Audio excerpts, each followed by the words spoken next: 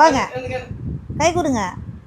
வாங்க வாங்க வாங்க வாங்க ஓ ஐயோ இரு நான் எப்படி பிடிச்சிக்கிறேன். ஓகே வாங்க வாங்க. Wow super. அச்சோ நீ என்ன உலக வரலாற்றில் டிஃபரெண்டான குழந்தையா இருக்க. சைடுல குப்பை படுக்க மாட்டேங்குது. ஸ்ட்ரைட்டா இருக்கு. நம்ம படுத்தா கூட இப்படி பசிக்குதாடி உனக்கு? மம்மம் வேணுமா உங்களுக்கு? வாங்க அத போடுங்களேன். அவளே எந்திப்பா. இது பாரு ஏதோ சோஃபா மாதிரி எழுந்து உட்காந்துட்டு.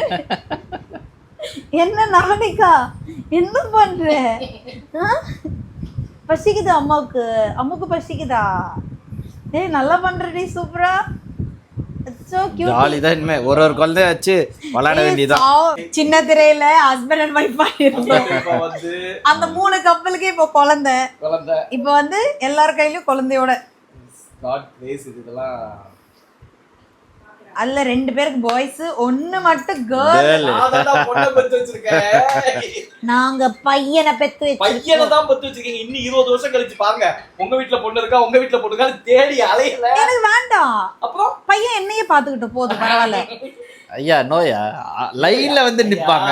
லைன்ல வந்து ஜெனரேஷன் மாறிடுச்சுயா. இப்போ உள்ள ஜெனரேஷன்ல பசங்களுக்கு பொண்ணு கிடைக்க மாட்டேங்குது. கரெக்ட். பட் எனக்கு என் புள்ள எல்கேஜி படிக்கும் போதே ஒரு பொண்ணை கல்யாணம் பண்ணிட்டு வந்துருவான்.